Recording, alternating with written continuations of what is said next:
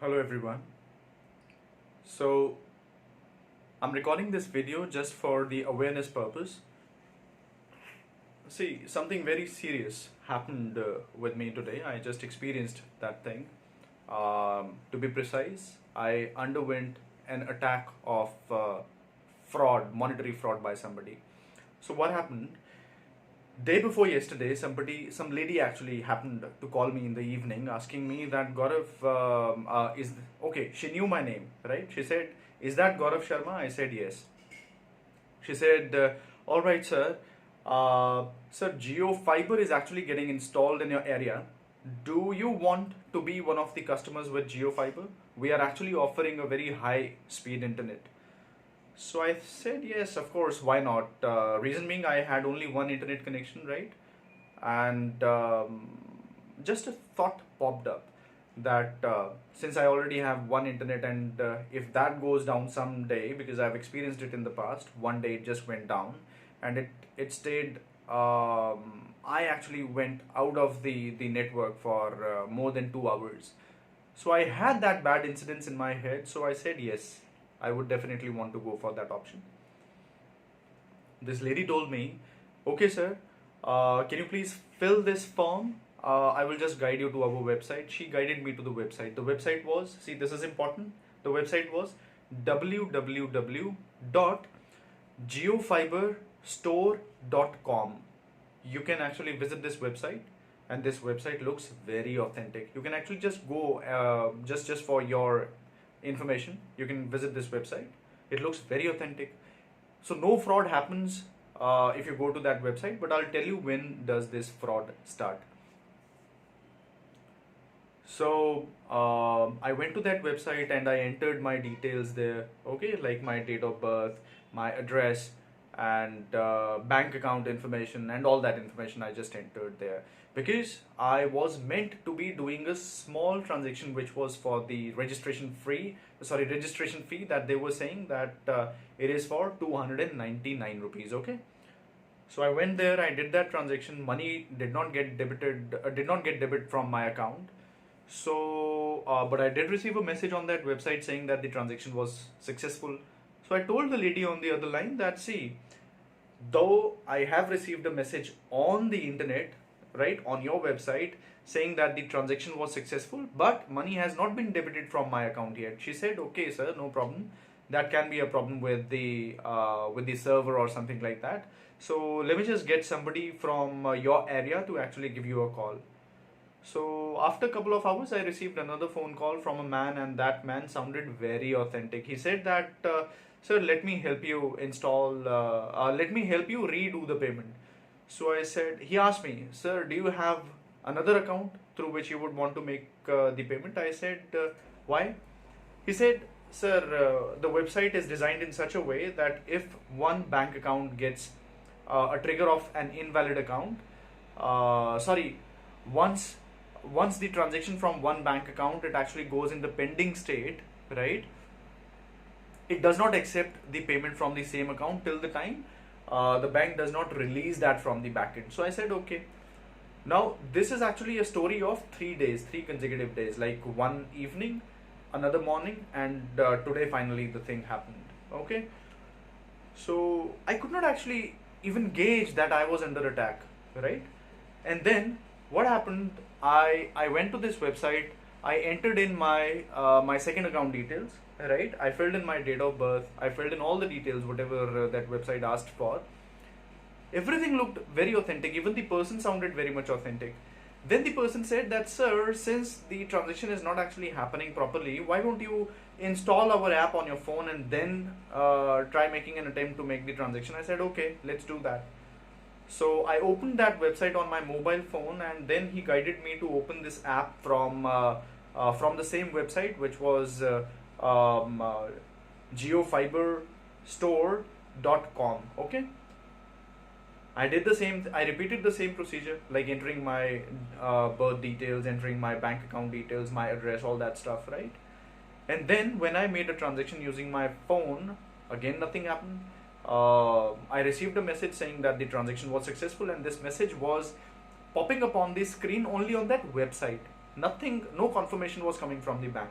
So I again told this guy that, hey, see, there's no message that I'm getting from the bank, but your website says that the transaction has happened. Now I do not want to give you my third account details. Let's wrap this up. He said, okay, sir, there must be some problem. Let me just get in touch with our customer care and I will call you back. I said, okay, call me back. So after, I believe after 15-20 minutes, the guy calls me back again and he says that, yes, sir, there was some problem that we have detected in the backend. And now that problem has been resolved. So all you need to do, see, there is a workaround that we have come up with. So all you need to do is you go to this particular option within the website, click there to install the app. I clicked that, and the moment I clicked it, it downloaded some file in my phone. And when I went to the downloads to check what kind of file was it, it said .apk. Remember this?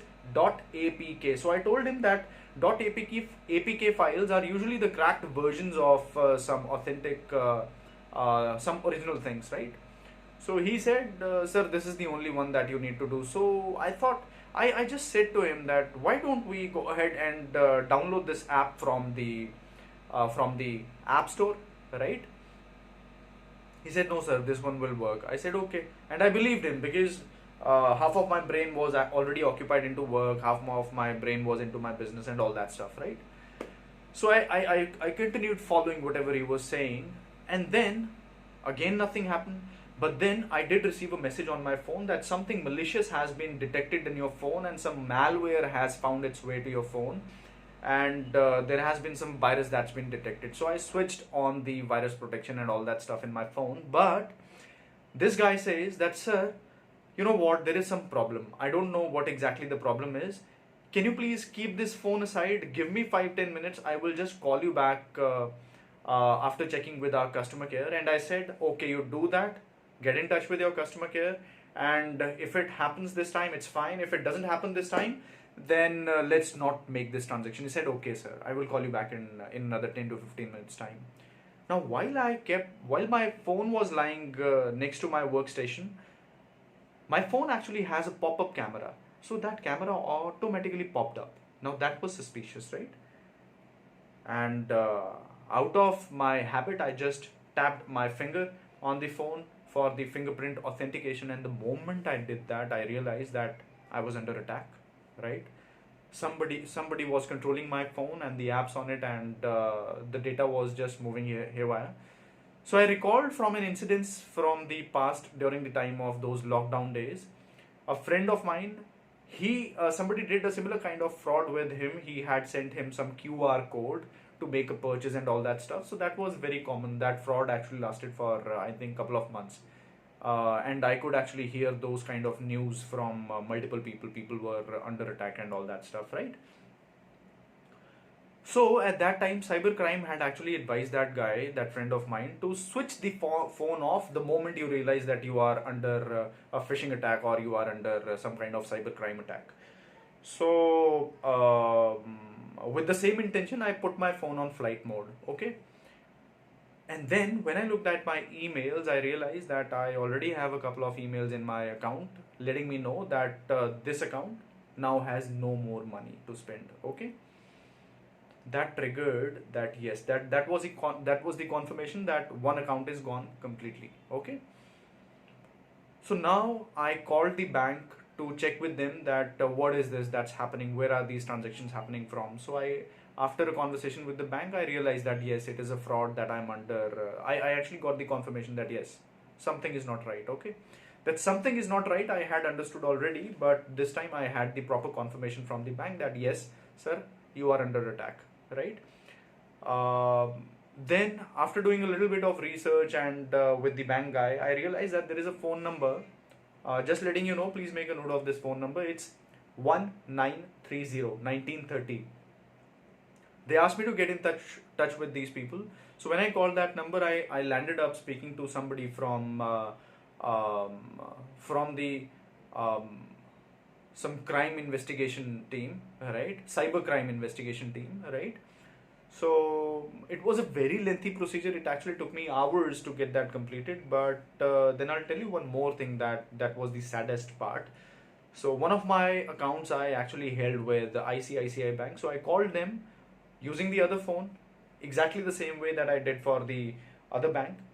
But the IVR system on the ICICI Bank, it did not allow me to talk to somebody at ICICI Bank. They said that you need to call using your registered phone. Okay, since that was just an automated voice, I was left with no option.